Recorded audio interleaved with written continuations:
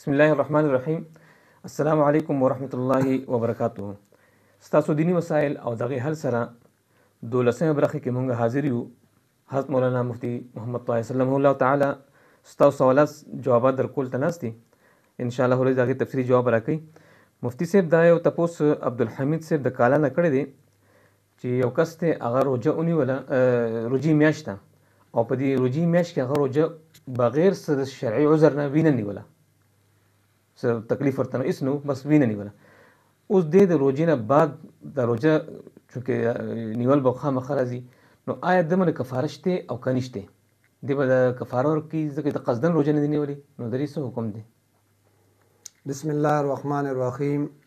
شرعي عذر یعنی بیماری یا سفر جی نه بغیر روجه نه نیول دا حرام او سخت ګناه دی. داسې سړی د ګناه کبیره مرتکب او فاسق دی.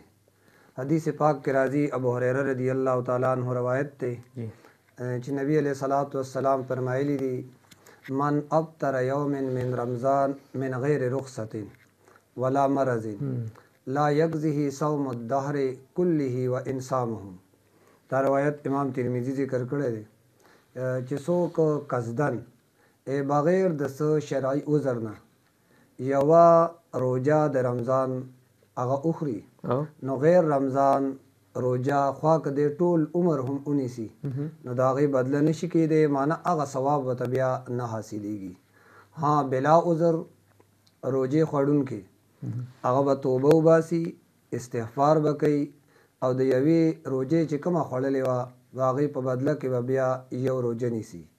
ها که روجې ونیوله او بیا هغې نه بعد یې ماته کړه، قصدن یې ماته کړه، روجې ونیوله او بیا یې ماته کړه بغیر د عذر شرعي نه، نو بیا د قضا د یوې روجې نه علاوه 2 میاشتې روجې هغه به نیسي او هغه دا بیا کفاره ده او هغې کې به بیا مسلسل به دا نیسي، هغې کې به بیا میاشت کې قضایي هغه نه راولي، 2 میاشتې به مسلسل نیسي او چې دا 2 میاشتې مسلسل ونیسي او یو خو به هغه نیسي 2 به ورپسې 2 میاشتې به دا نیسي، بیا به هغه د فرضو نه غاړه بس خلاصیږي.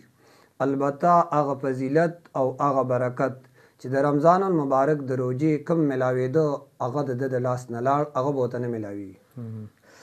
د فواد رور د واقع نه تپوس کړی دی، دیو چې زه زړه بیمار یم او یو 2 روجې ما ومونیولې، خو چونکې د بیمارۍ په وجه باندې ډاکټر ماته ویل چې یاره نور روجې مه نیسه. نو اوس آیا د روجې نه بعد به زه د دې کفاره ورکوم او که نه دغه روجې چې کوم ما نه پاتې شي دا به صرف قضا راګرځوم بس؟ ښه چې ګوره د زړه مریض چې کوم دی بیا د هر مریض نوعیت او کیفیت چونکې مختلف وي، نو بعضو ته ډاکټر بیا اجازت ورکړي او بعض دار چې ډاکټر هغه یې منع کوي. نو داسې چې کوم د زړه مریضان دي هغوی کې بیا مختلف د چا زړه کمزوری، چا باندې دوره راغلی او د چا بیټري لګېدلی، چا سټین لګولی او د چا شریان د زړه هغه کمزوري، نو څوک چې د کم ډاکټر نه علاج کوي نو هغه ډاکټر سره روجې نه رمضان نه مخکې د رابطه کوي او هغه معاینه دی کوي، خپل چیک اپ دی کوي. که چېرته ډاکټر وله اجازت ورکو چونکې دی کې دوایان یې ومي، نو که چېرته ډاکټر وله اجازت ورکو نو بیا خو د ډاکټر په هدایت باندې عمل کوي. که هغه ورته وایي چې نیسه تا ته څه تکلیف نه ملاویږي په دې، نو بیا دې نیسي. او که چېرته ډاکټر منع کو چې یاره مه نیسه نو بیا د ډاکټر په خبره عمل کوي، دې کې به خیر انشاءالله. باقي که چېرته کې ډاکټر منع کو نو بیا سخت جمعې کې هغه ټایم کې به دا روجه بیا دی نیسي. دغه شانتې ملته جلته یو بل سوال ملګري کړی دی چې لکه شوګر کې هم دغسې کیفیت دی چې روجې څو نیولی شوې بس بیا هغې نه بعد ډاکټر وایي چې یاره ته مه نیسه او ما نیول نه شو کولی، لکه نو هم دغه کفاره به ورکول لازي او که نه قضا به راګرځول لازي؟ جی مریض دپاره خو مشروع دا دي که چېرې روجې سره هغه ته تکلیف یا مشقت یا د هغه بیماري هغه سیوا کېږي یا د څه د ورځې اوقاتو کې هغه ګولۍ خوري، کوم دوایي ده خوراک ته دی محتاج دی، هغه دپاره خو بیا د شوګر مریض چې کوم دی هغه دپاره روجې نیول نه دي پکار. قرآن کې ارشاد دی، سورت بقره آیات نمبر 185 ومن کان منکم مریضا او علی سفر فعدة من ایام اخر. نو دغه شان نبی علیه الصلاۃ والسلام هم ارشاد دی چې الله تعالی دا خوښوي چې د الله تعالی پر رخصت باندې عمل وکړي شي، چونکه الله اجازت ورکړی لکه څنګه چې الله دا نه خوښوي چې د الله نافرمانی دی وکړي شي، دغه شان الله دا خوښوي چې د الله پر رخصت باندې دی عمل وکړي شي. البته بیا د مریض حالت دی، اول حالت دا دی چې مریض د مرض د وجې نه داغه بدن متاثر کیږي نه، مثلا زکام دی کنه یا سر درد دی، نو په دغه کې خو روژه پرېښودل جایز نه دی. اگر چې بعض علماو په مرض کې بیا با خبرې کړي من کان منکم مریض چې بیمار خو دی، او دویم داره چې روژه نیسي خو روژې نیولو سره ورته مشقت دی لیکن ضرر ورته نه رسي، نو د دپاره هم که روژه دغه ټایم کې نه نیسي که نه نو اجازت ورته شته. او دریم حالت دا دی چې روژې نیولو کې دته تکلیف هم میلاویږي، مرض هم سیوا کیږي او هغه ضرر هم دته رسي، بیا خو روژه ولا بالکل نیول اړو پکار نه دي. صحیح ده. د عبدالباري د شګۍ نه تپوس کوي چې روژه کې ډایلیسس یعنی دا ګردې چې واش کوي دې سره روژه ماتیږي او که نه؟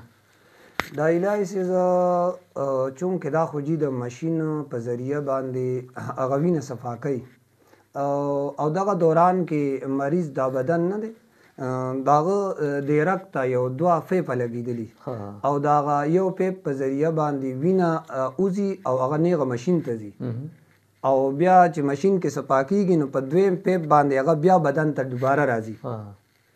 نو په دې کې خو چونکې د پیپ په ذریعه باندې د بدن نه اوځي او بیا د پیپ په ذریعه باندې صفا شي بیا دن نه بیا بدن ته راځي، نو دې سره روژه هغه خرابېږي نه.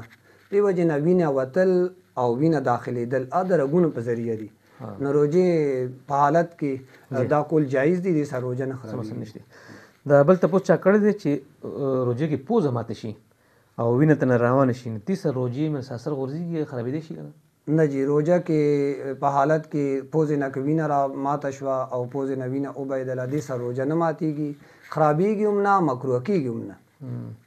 دا بل ورور امجد خټک سلی نه د پنجپیر کې نه تپوس کوي چې د روژه کې دا نیت عام دی بصوم غد نویت من شهر رمضان، آیا د دې حدیث کې خبره شته چې داسې نیت کوئ که نه دا ځان چا جوړه کړې ده؟ اجي نبی علیه الصلاۃ والسلام فرمایلی دی چا چې د فجر نه مخکې د روژې نیت نه دی کړی نو د هغه روژه هغه نه ده شوې، لیکن نیت هغه دا د زړه نوم دی او دا کوم الفاظ چې دا هغه مشروع دي او خلکو کې داسې هغه مشهور دي وبصوم غد نویت من شهر رمضان، دا د نبی علیه الصلاۃ والسلام نه ثابت نه دي. ها نیت هغه نیت څه شی دی؟ نو بس کله چې د شپې اوده کېږي نو بس په زړه کې دا یي که نه چې زه به سبا روژه نیسم، بس دغه دی. یا دا چې ځان ته موبایل په ټایم باندې کي الارم ځان ته ولګوي چې زه پاسم، دغه هم نیت دی. یا کور والا ته ووایي چې سبا به انشاءالله اراده ده یو قسم، او باقي دغه الفاظ چې کوم دي نو دا نبی علیه السلام نه ثابت نه دي.